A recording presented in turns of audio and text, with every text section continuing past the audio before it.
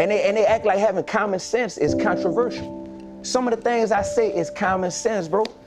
Somebody told me, oh, you controversial. I'm about to interview you, but you a controversial dude. A lady in New York at a media outlet just told me that. I said, what's so controversial about me saying that glorifying the murder of our people in your music, especially when you're not living that type of life? What's controversial about saying that that's not healthy for our community? Pushing dope to our people is a difference between narration of the life you used to live and glorification, as if you're still doing that and you're still about that energy. And I'm controversial, really. Like, I don't get it.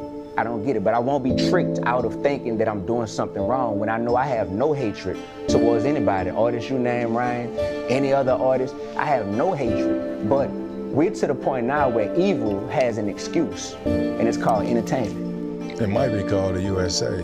It might be called the the USA is definitely the coach of the evil, you know what I mean? but D, like you said, if they're not doing it, and you know a lot of rappers talk about what they're doing, even though they do millionaires and living in penthouses, still talking about selling dope and all that, so I understand that. What about dudes speaking on their life? Because people are gonna get murdered, bro. Drugs is gonna get sold. Right. You know what I'm saying? So people speaking on their life, speaking on their experience, is that bad in your mind? Because they're speaking on how they live. They're speaking on how they live.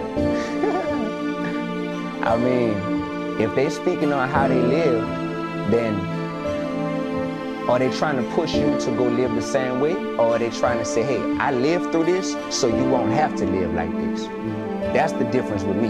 Like, when we get to the point where we're glorifying something, it's clear when people are almost like a story that don't have an ending. So where it's like, wait, so you telling me this story, when is it gonna take a turn to tell me, like, don't go that way? Yeah, but if it never takes that turn, and if we live in a system, keep in mind it's a three-part ecosystem, Channing. It's the labels, it's the industry, it's fans, and it's artists. Without fans and artists, there is no industry. So everybody say, well, blame the labels, blame the industry, blame the industry.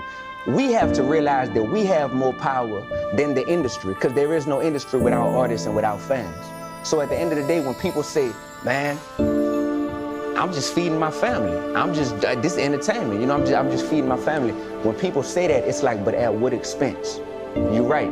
You live and work in an industry to where they're gonna pay you more to do things that are detrimental to your community. Is that money?